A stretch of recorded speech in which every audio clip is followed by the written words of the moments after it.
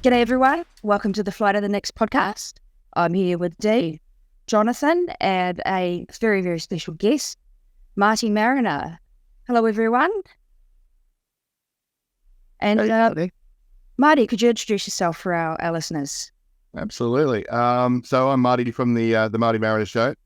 We run a YouTube channel and also now on podcast. All of your favorite podcast platforms. Have to throw the plug in somewhere. And basically it's just an interview show. So we join panel shows. We chat with players, former, present, obviously some coaches and some staff members, people we might not get to see too much, or we've heard the name and don't know who they are, find out a bit more about them. And we just throw the interviews out there, have a bit of fun, look at the lighter side of things. And occasionally jump on some panel shows, as I said, just to have a bit of a chat about games. So on YouTube and on podcast now. Awesome.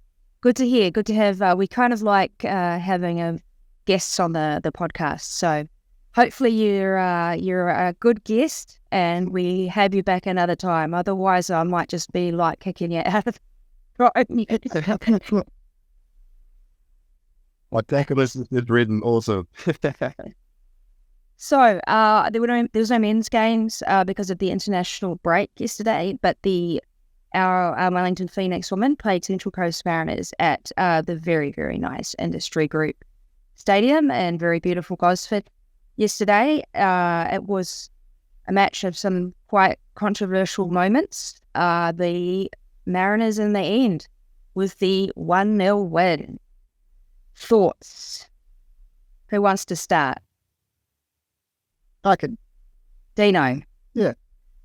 For me, the match was kind of disappointing. In fact, at the end of it, I apologized to a couple of guests of mine who'd sort of come along expecting to see sort of something like the Macy Foster show and see some spectacular skills and stuff.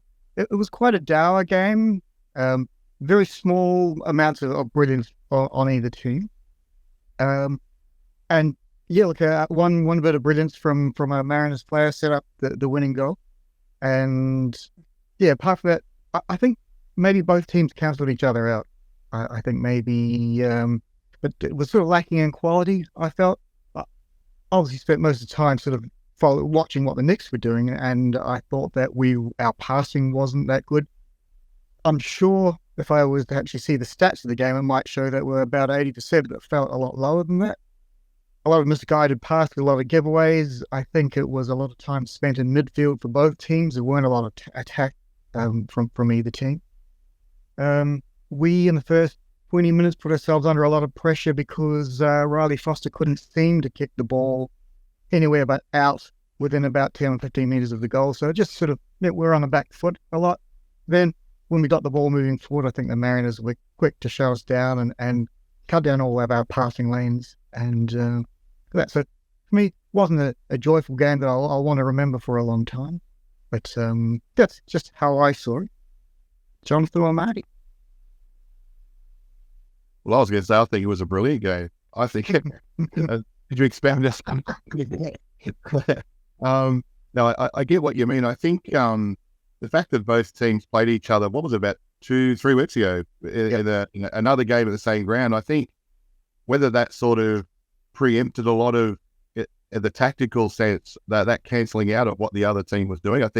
I'm not sure about, I know we were sort of largely unchanged from that lineup. There's a couple of little changes, but, I think there was a lot of cancelling out. I think the both teams knew each other really, really well, knew what they were trying to do.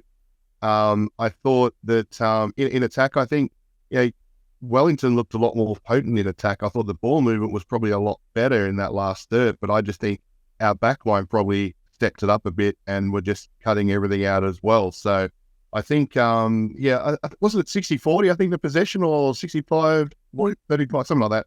But it seemed like one of those games. I know what you mean, Dean. It was like you were just waiting for something to happen. And it happened in the 76th minute for us, which was fantastic. But, I thought, some great saves by the Mariners keeper. Courtney Newbond kept us in the game.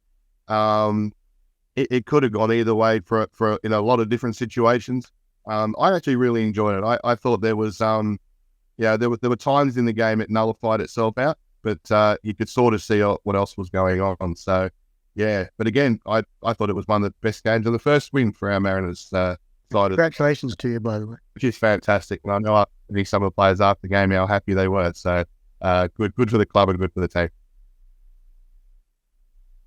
So that was the first win at home in 13 years for the Mariners. Imagine that, going 13 years supporting a team and your team doesn't win at home. I mean, that must be just heart-gutting, it must be so hard for you guys, Marty. We didn't concede a goal, so that's got to be a positive. It must be weird having a team and then have the team fold and then wait 13 years for the team to come back again. Like that's, I mean, I guess you still had the men's team, but why did the team fold? This is a tangent, but why did the team fold at the time? Yeah, look, from my understanding, they were playing very much in Mariners colours. They were playing at the Mariners ground, but it wasn't really a Mariners team. It was more of a representative kind of thing, I believe, at that time. The crowd still came. They wore the colours, and we had some great players who played in there. But it wasn't truly a team from the club. And now, I mean, I know there's been meetings to get this up and running. We're talking, well, probably since that point, but in earnest, the last 6-7 seasons in particular, people behind the scenes, like looking at what the club needed to do to get a team on the park. The facilities had to change at industry group stadium with the dressing shed situation. Obviously, it's not cheap. The club has to be financial as they need to be able to run a team as well. So there were so many different barriers, but this is truly a Mariners team from the club, and it's been a long time coming, and there's been a lot of noise from a lot of people over the years who really wanted to see the Mariners get back into it, and here we are. We're here today, and you've got some good locals as well. Absolutely. Well, Annalise Rasmussen, who scored the goal last night, which I'll probably mention that a few times in the chat. But from our academy, she's been there since the age of 11. And it was actually interesting. I caught up with Annalise and Ash Irwin, our centre back, during the week. We had a bit of a chat and put that out Thursday night. And during that chat, I said to Annalise, you're looking forward to your first goal and all this. And she's like, yeah, looking forward to it. And we actually suggested that she needs to get a goal celebration to have that set and be ready to go. And she's like, all right. And then Ash said on the chat, well, I'll polish your boot. And I said, oh, how cool would that be? And that's really, really funny.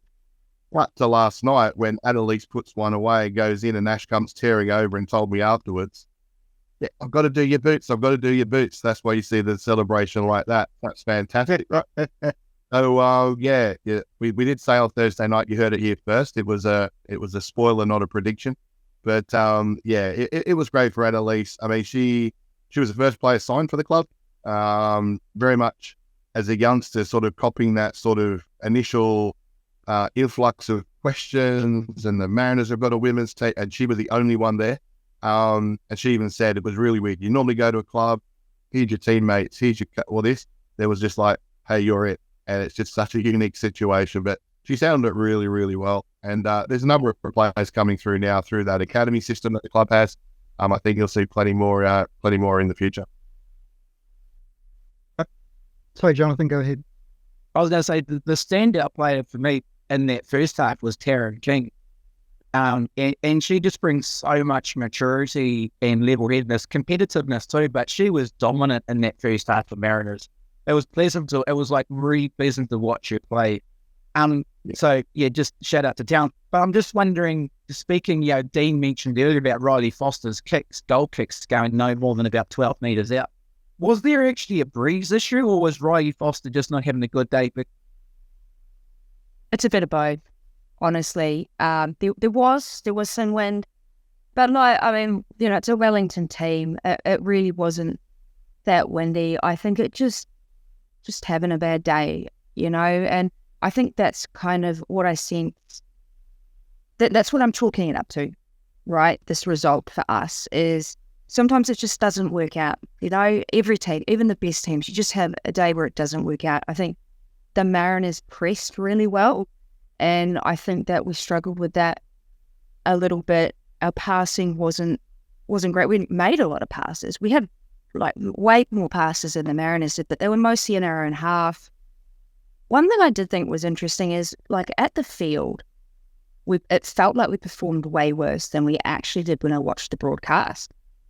So I'm not sure why that was. I don't know whether it was just some of the good play was really far away. And it also didn't help that they had the big screen up at Central Coast Stadium, but there were no replays of any description. So no replays of the goal, no replays of shots.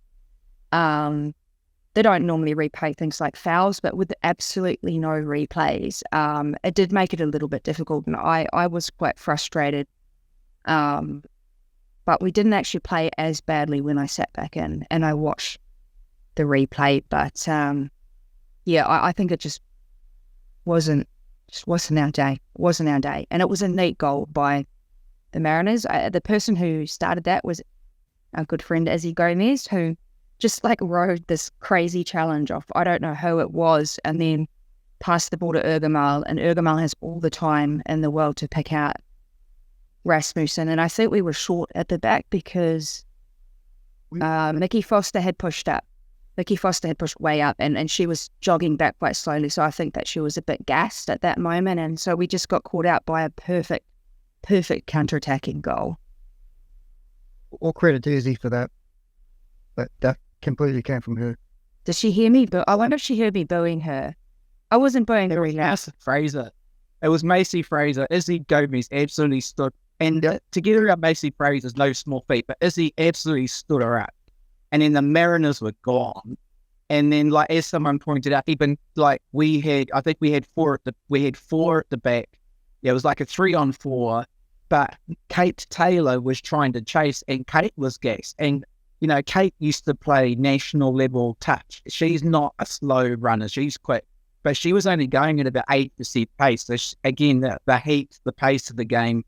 But I loved the Mariners striker, the number 9, who just had the ball. She had 2 Mariners players in front of her. She just went, no, not you. Gave it to Rasmussen, bang, in the net. Absolutely perfect. Yeah. And if you get a chance to have a look at the goal again, I mean, I've already watched it a few times, I promise you, but look at Rasmussen's run to get into the box. She comes from very deep.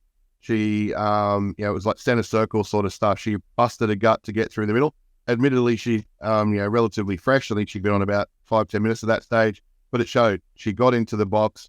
Everyone else seemed to overrun it. You're exactly right with the ball. It was cut back, and it was just a nice finish. But all credit to her for getting in the box, because she had a lot of ground to make up, and she made it. And put the cherry on top of the cake, as they say.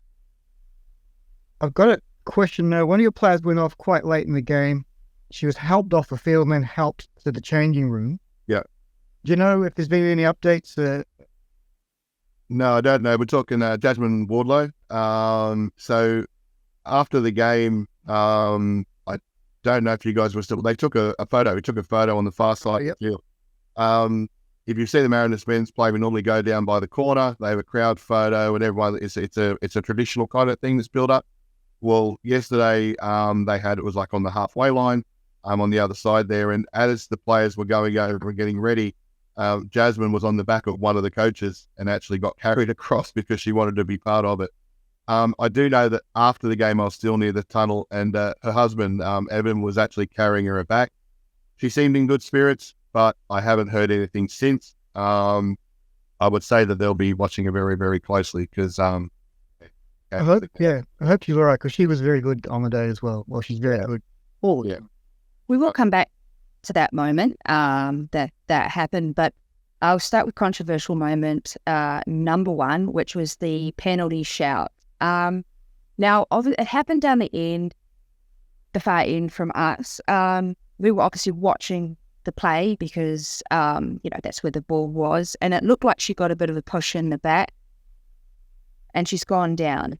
Now, I'm going to say I watched the replay, and she doesn't get a big push in the back, but she does. There is contact into her back, and then I think her foot gets clipped as well.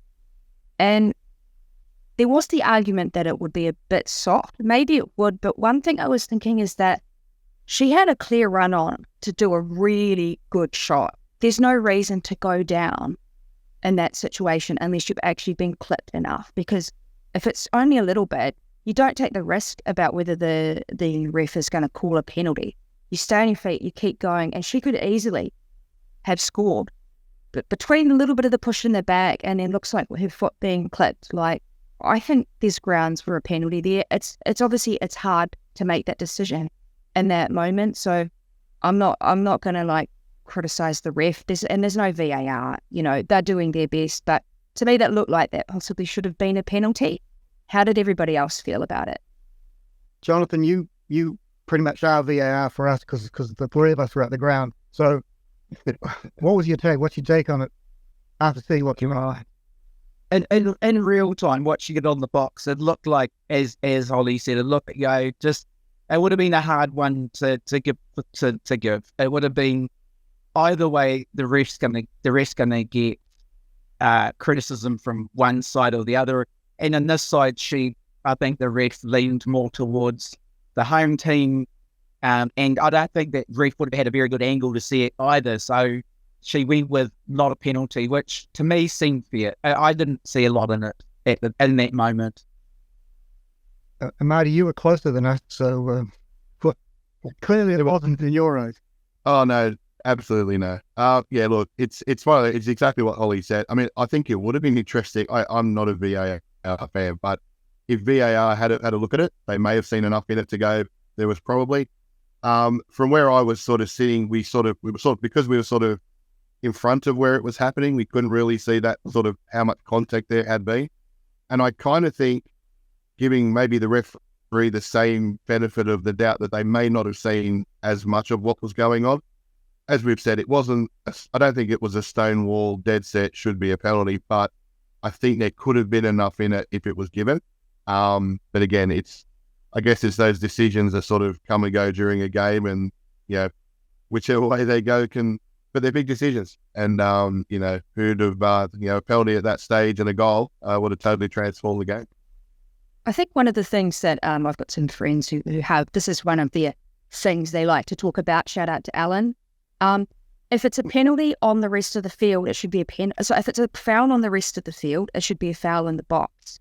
And I feel like on the field that would probably be given, but a lot of really soft fouls are given in the rest of the field, but not in the box. And I'm just kind of wondering, like, as an aside from this actual call and this actual game, what's the sense that we have as fans in terms of, are too soft fouls being given outside of the box? Is the standard for what counts as a foul too high in the penalty box, or is it really just being given the same?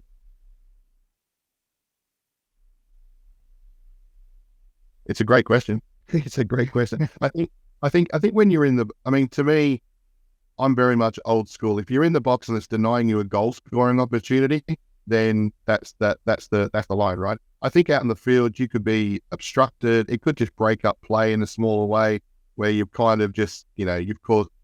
So I think on the field you can have some sort of fouls, for use of a better word, that you would say, but no, look, you stopped him from doing this, free kick, get on with the game, rather than something that stopped a goal scoring opportunity. But there's no line. It's very blurred, right? I did notice one of our players, Hope, appeared to be playing for fouls, so she was sort of going down very easily, but the ref was not paying them. But she didn't take that on board. There was no left, so she kept trying it. And then she's flopping around on the ground when she was needed to be up on her feet, either in the attack, coming back to defend. So that's sort of something that, obviously, playing for fouls in this league, maybe that's the thing in America, but perhaps not so much here. I think it's something that we would like to not see, and just sort of stay on your feet and get stuck in.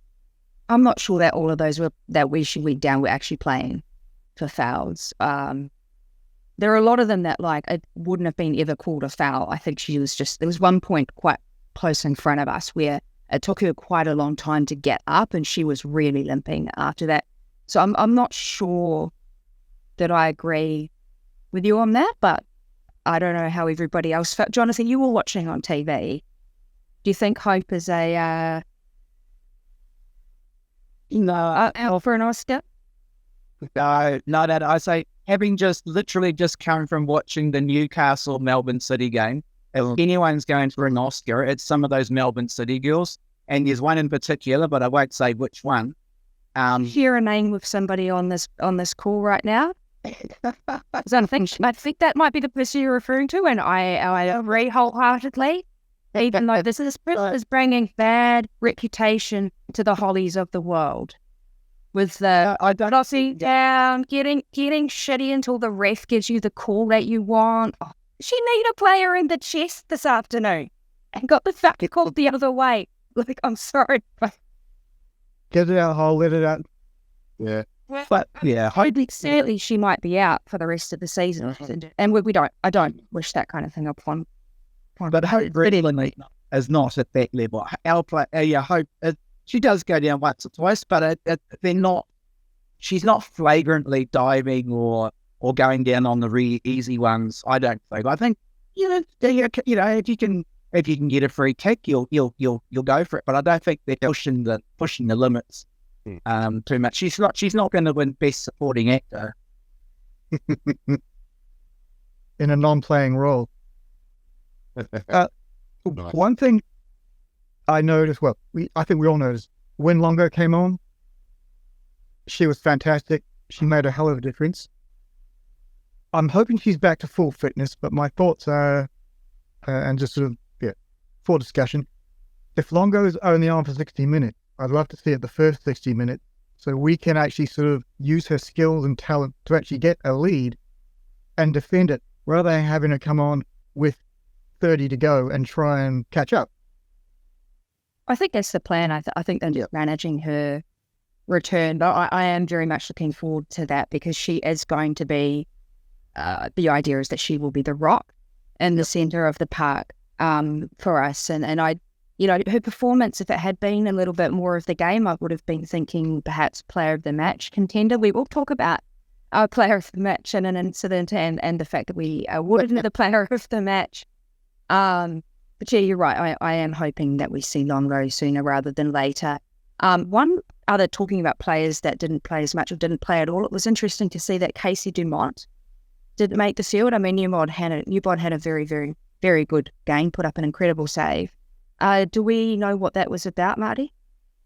I can tell you that Casey was sitting about 12 seats to the left of me, because I ended up in the stand at the in the second half, and she was nowhere near warming up on the site.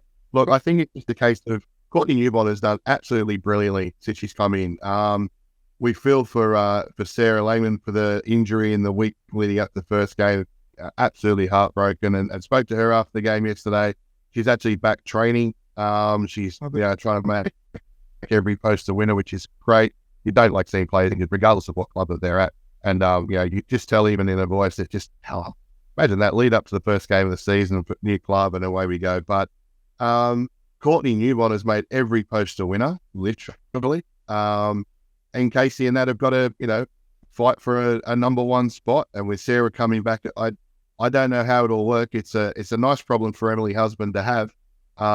Casey is a fantastic goalkeeper, but how do you tell Courtney Newbon that you're not starting next week or the week after? She's been absolutely outstanding. It's a good problem to have, quote unquote. But we were quite glad to see that Dumont wasn't playing, because she is one of the best keepers in the league. But unfortunately, that sort of played down, perhaps in a way, Courtney Newbon's skills, which were definitely on display, especially the shot from Macy Fraser, I believe it was. Yeah, you just tipped that. That was it Emma Main? It was Emma Main. Oh, it was Emma Main, really, yes. Tipped it on the crossbar. Again, game could have changed from there. It was a cracking shot. No. Great save. Yeah. One of the saves of the season for mine already. Yep. Speaking of the Mariners coaching, how good, I mean, that's what struck me last night, is it felt like the game, like we say, there was, the game from our point of view wasn't fantastic. It was a bit thing, the teams kind of cancel each other out. But how good is the Mariners coach? She is a strategist, and I think she'd done her videotape review. She knew what the Knicks were going to come out with, and coach the Mariners to play against that, and it absolutely worked. So full credit to the Mariners coach. She was great. Very smart lady. Yeah. Emily, if you want to check out the Marty Mariner show from a couple of weeks ago, we did an interview with Emily Hardman. she is outstanding as a human, but as you said, a strategist. Her knowledge of football, coming from Leeds, Huddersfield area, so the tougher part of England, and just the journey that she's had through America and coming out here, Sydney Uni, coach of the year. But you could just tell that, ever since she's got this group together, it's all been about just as important off the field as it has on the field. And I've been talking to a few people today. I think that's what got us the points yesterday, was that those girls weren't, especially once that goal went in, there was no way they were defending with everything they had to get that 3 points. And they are all on the same page. And you think about the players who we don't have playing at the moment. Kai Simon is due to come back next month. We just spoke about Dumod. Just signed Brianna Woodall, who I did a bit of research on today. Looks a very, very handy player. There's some quality still to come back into the squad. And I think the depth that we've got is looking great. But yeah, absolutely credit to Em. She's done a fantastic job. Great for the club as well, doing everything with the community as we love here on the Central Coast. And I'm very glad she's driving. Very glad. Also, sorry, I was going to say the only female coach in the league at the moment too. I don't know why we still don't know why Kat Smith was sacked, but anyway, that's another mystery. Sorry, Jonathan, you were going to say. I was going to say about that second controversy. So I'm going to I'm the moderator, so I get to talk about it. So I wanted to say, because we were having a discussion in the Little Corner of Yellow chat about whether that perhaps would have been like a yellow card as an option. And apparently because the ball was out of play, a yellow card was not an option for the officials, because the ball was out of play. Play had stopped. So for the advice that, was given in the Little Corner of Yellow chat, it sort of was either violent conduct or it wasn't. And that's what it actually came to. So it was either a straight red card, or it was no punishment. Now, I think this could have gone either way. It's like the penalty. I think this call could have gone either way. I think it was stupid. It was late. I think she was just trying to block the player from kicking the ball away, because she was trying to, at that stage of the game, she was getting the ball and running it back to try and avoid any kind of time wasting. And the player came along and kicked the ball back, but it was so late and it was so stupid. And I'm hoping that we're hoping and asking what had happened with that player, that we might get an update. But I'm also a little bit unsure how the player got so badly injured from what seemed to be a little kick on the shin. Anyway, I've said my first.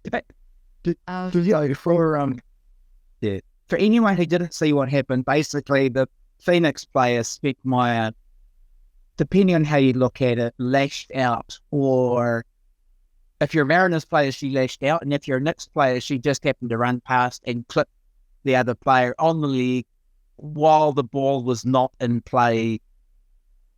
And so depending on which side of the fence you're on, it was either play on or a red card. That's kind of the background to it. Did you even see it, Marty? Yeah, I did. We obviously we were watching the ball really intently, being the sort of closing part of the game, like clear the ball out. And to me, it was just a bit too late. I think it was just, it wasn't like a ball just disappeared and the players come in, and I see them happen, and I've seen people get sent for it. And I think, you know what? They were already in the swing going for the ball has moved and there's contact. This just seemed that extra step. It just seemed that little bit more to me.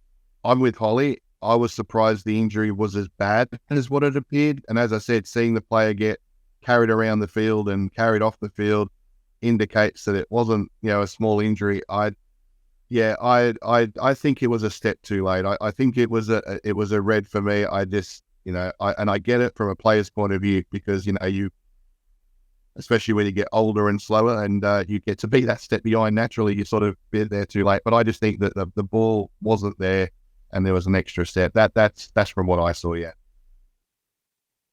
Usually a late tackle, and this is the thing about there being that all red or nothing, is that if the ball was in play, then potentially a yellow card would have been on the table, right? But I just, it's so it's just, I don't know, it could go either way. That's what I took it up to, is like the penalty. It could have gone either way, and both sides, either the other side would have complained.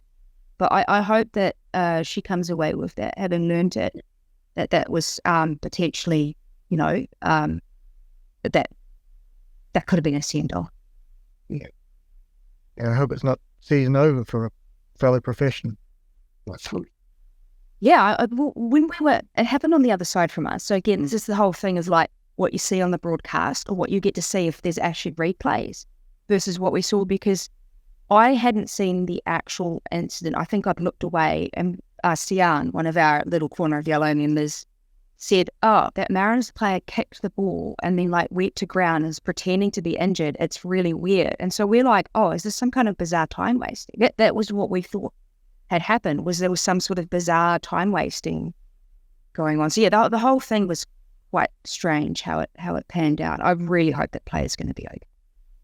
Yeah, well, as I said, I know that I saw her in the those boots that they wear the next day that go up your legs. They're like a cover kind of recovery sort of thing. I know she was in those today. So yeah, we'll keep fingers crossed, because yeah, she's a fantastic part of the squad and great for the community as well. So yeah, everyone's got fingers crossed, that's for sure. Are we looking at like a good rivalry coming through in this fixture? Because there were also some other moments, like when the blonde lady of your player who tried to run in front of Riley Foster, and there was a bit of elbows and bargy, and there was a yellow card. And I do kind of wonder whether like this fixture is going to be spicy. Obviously, we don't want people getting injured, like that's not what we want. But it was starting to get a bit spicy, and I wonder whether that's what's coming in the future. What do you reckon, Marty? Do you reckon we're going to have like fights in the stands between the little corner of yellow and yellow army? I hope so. I mean, Dolly looked deflated before the game yesterday. I'd hate to see what they were like after it. But look, I'm all for rivalries. I think they're great. I mean, the men have got an F3 derby this weekend for us, and that's massive for both clubs, but especially ours at the moment. But I think any time that you get players from the same club switch clubs, I think there's always going to be that little bit, and I think that'll build. And again, as we mentioned, we sort of played in that trials, so it wasn't that long ago since we played. We're the new kid on the block at the moment. We're out here to sort of show everyone what we can do, and we'll push and shove our way through it if necessary. I love a good rivalry. I hope it develops that way. I think it's only good for the game. So are we going? So I was going to say, I just wanted to talk about maybe the players of the match for both teams, but maybe, Marty, if you could tell us who you thought in the Phoenix was the player of the match, and if we perhaps say who we feel was the Mariners player of the match. Gosh. Hey, multi me think about, because I was watching our players all the way through the game. Yeah. I don't want to leave anybody out. I'm going to be a little, this is slightly biased, but I think Izzy Gomez had a really good game. Yep. And then Bergamal, when she sort of got on the ball, also I think had a good game. Yep, for me, Izzy Gomez, she put that cracking through ball through in the first half that they could have scored, and she was the reason they got 3 points, because she created that goal. So yeah, Izzy. I love how picked the Mariners player that plays. So we picked the player who played for the Knicks for the last 2 years. Good thing this was going to happen. I knew you guys were going to go with Izzy Gomez, like without a doubt. Yeah, we've recorded this before the game for anyone listening. This is just a preemptive kind of thing. So I was getting pledged by Izzy Gomez and her boyfriend the night before and on Saturday morning. Yeah, justifiably so. I think maybe, Fraser is always someone that I've watched for you guys. I think she was probably the best. For my points, actually, for the Mariners, Annabelle Martin, who played right back in the first half, came off after about an hour or so. I thought she was outstanding. I actually said, came off injury and all that. She goes, no, just fresh legs, because we got a bit of depth in that spot. But there was a couple of covering tackles across the back there that she made. She was just, there was one where she came across, made the tackle, got up, made another tackle. She was absolutely brilliant for me. I totally agree with what we said before about Taryn King. She's such a leader. But I just think our back line was great. Ash Irwin's been a been in form, and as we said, Jasmine, even prior to the injury, was playing really well. I don't think we really had a bad player, but I thought our backline were just outstanding. But yeah, I reckon for Wellington, probably Fraser would probably get my point. I think for us, it was a process of elimination. I sort of thought there weren't a lot that put their hand up, but it was for me, it was either going to be Mac Barry, Bambalam, or Mariana Speckmeyer, and I think at the end we went for Mariana. Mac Barry had a lot of good touches, and she was just sort of scrambling and then getting stuck in, and et cetera, et cetera. For Mariana, she was just, a lot of the time she was on her own up front, doing everything she could, and she was just sort of just getting stuck in, and everything you want from a striker. A little bit of luck, she might have had a goal, but for me, but that, I think we made that decision before we became aware of the potential red card sort of situation. But I think I was the one who actually handed the Player of the Match award to her, and the look on her face was sort of like not somebody who was sort of quite happy about anything. And if you've seen the photo on Twitter, that was the best photo that we could get. But there's obviously sort of like frustration and perhaps a bit of regret. Yeah, I wonder whether we might not have given it, have sort of, we'd seen how that had worked out. But look, I mean, it was difficult to pick someone. I think we really just, didn't fire. And she was somebody who every time she got the ball, like, she was giving it 100%. She did have some good runs. A lot of the ball players were just sort of industrious, but kind of, or at least in my sort of ineffectual on the day. Yeah, and I was going to say too, because as I said, I was on the tunnel side after the game, and a lot of the players, there were some tears. There were some really upset looking players for a game we round 4 or 5 for this season. And I get it, it's a loss, but there just seemed to be a lot of emotion there. Is there any kind of thought behind why there was just such a great emotion from the girls after this game? We've played so well in the last 4 games, and I think, and this is one of the things, is if we'd given that performance in our first season, we'd be really quite happy, honestly, with some of the really good stuff that had happened. And I think what's happened is that opening of the season, obviously we lost at City in the first round, but I think that set a really high bar. And so this performance just felt disappointing, even though like I would chalk it up to it's just wasn't our day. Things just didn't click. And that happens to every team. But they were really upset. They seemed sort of tentative about coming over to us. I'm like, I kind of want to like message around and be like, we're not going to boo you. We're not going to give you a hard time. Like, still don't be afraid to come over. We're happy to see you. But yeah, I could see why they were upset and why Mariners were so happy. Yeah. I think as well, there's like we had a fast start to the season to go 3-1, and then to go down yesterday. I actually think there's a bit of exhaustion starting to creep in with the girls. They've been pushing so hard. They've been playing so well. I think maybe some of the travel schedule starting to catch up with them. Like I said before, Kate not being able to run at 100%. I mean, obviously the heat, came into it. Even, Izzy Gomez went down and, had the magic pickle juice, because her crack was incredible. But it just feels like there just seems to be a little bit of, there was something not quite there yesterday for the Knicks. And whether that's like me, I don't know so much if it's physical exhaustion or mental exhaustion, but they were at about 85% yesterday, whereas in the weeks before leading up to this point, they've been about 95 to 100%. So I said on Twitter last night, I think with the break coming up, because the students go to Columbia and then having a week or 2 off, I think that'll do them good just to reset and get themselves back in line with each other again. I think if there was tears at the tunnel, that shows that they are passionate about the game, and they cared about the result, and they cared about the performance. So that's good to hear you sort of talk about it. Quick question about the crowd. We had the game at Jerry Collins and Porirua Park. We had 1,700. The crowd, and we were very happy with it. We're thrilled to get that to a game. It was about 1,679, as I recall. I can't name them all, but there was. We on that. I was happy to see that many people.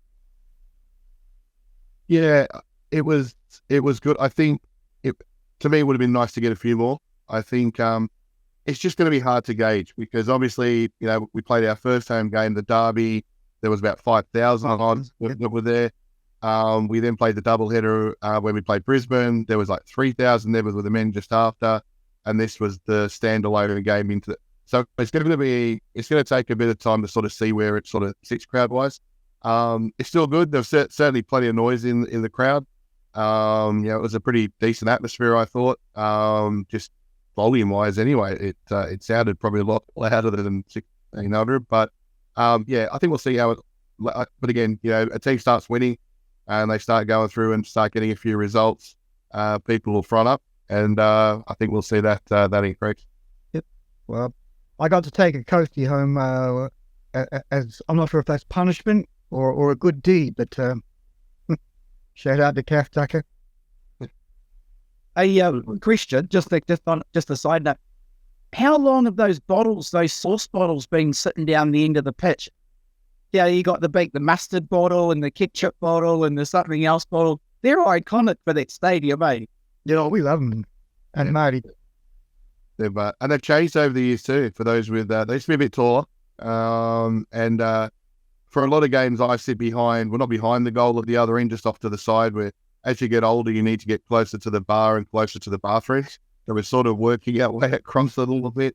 But look, most of our conversation pre-game is not just the lineup on the field, but it's, you can see where tomato and barbecue are. You can see where mustard.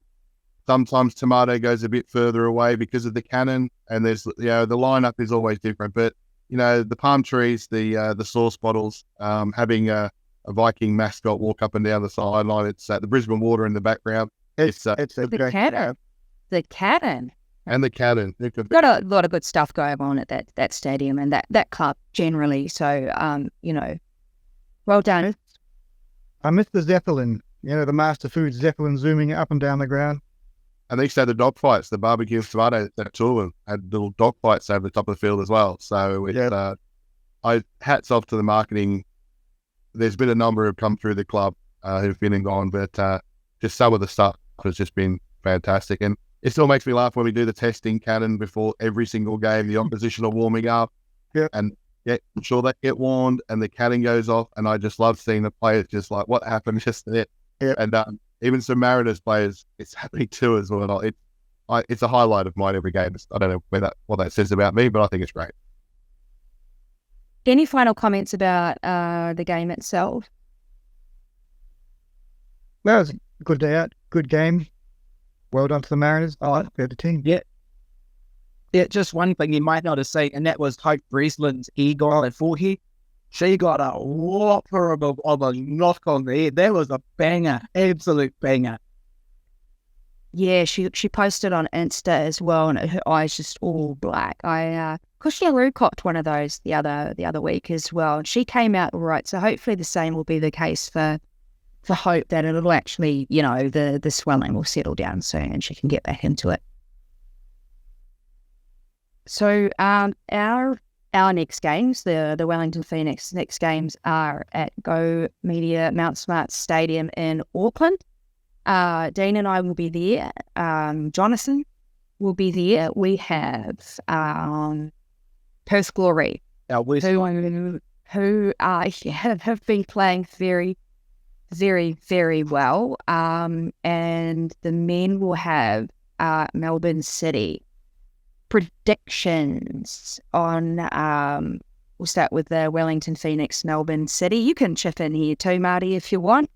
City haven't been great this season. They're our boogie team. I feel like we struggle against them. So I don't know. I'd be happy with a draw. Yeah, I'm going for a draw. Well, I hope you win because I want to be a really good guest. So I'm going to say we're going to win one. And I can't ever pick a Melbourne team to win, and not all of us can travel and beat Melbourne City, can we? Jonathan, for the women? 3-1 next. 3-1 next for the women? After the men. 3 for the men. Okay. Yep. For the women, Perth have a very, very, very long trip. They have been the form team. I'd like to think that we could sneak a little win in there. Hopefully Jolly is having an off day. We'll give it the who are you. Yeah. Yeah, I think we're 1-0 to the Knicks. Yeah. I'm going to stay solid. 1-0. 1-0. That'll do, mate. So the Mariners, the men have the derby. I'd like to see the Mariners win. The Mariners have had a shocking start. Absolutely colossally shocking start at the bottom of the table. We don't like the Jets very much in the little corner of yellow at least. So hopefully you guys can get a win there. Now that you found a stadium that isn't covered with motocross dirt. Yeah, how do you that? How do that? And so they've moved it to ours. It's almost like, my parents are home that weekend. Can we come and stay at your place? It's just it's crazy. Yeah, we don't have enough time to probably go through the men's issues and how they've been going at the moment. But yeah, look, if we can't get fired up for an F3 derby at home and get 3 points, I think we're in a bit of trouble. So I'll take a win of any proportion. Are your women playing? I can't find the memorial. I think on the Sunday. Yeah, Sunday afternoon at Melbourne. Yes, the VAT. Predictions on that one? Like we're playing all right, but you never know. Anyone can beat anyone in the dub, really. Yeah. 5-0 Mariners. Victory are terrible this year. 5-0 Mariners.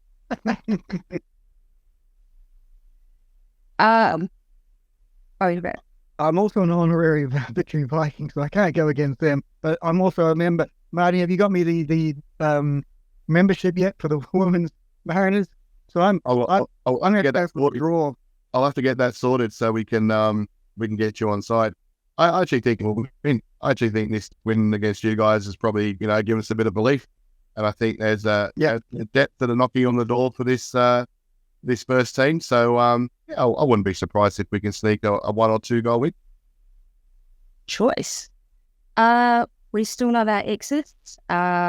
Wanderers didn't play this weekend because the pitch at Bathurst was announced as not being ready, and they were incapable of finding somewhere else to play, which I think is really disappointing considering how many fields there are in Sydney. I thought maybe one of the options would have been they could have done what has happened with the F3 derby, where they could have just shifted the match to Canberra because it's not that much further, and then swap around.